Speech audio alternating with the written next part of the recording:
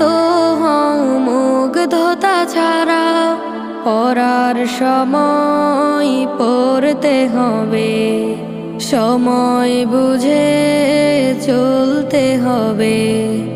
গুরুজনকে মেনে ওঠো স্বপ্নের চূড়ায়, ফুল ফুটেছে ওই কাননে দেখবি তোরা আয়।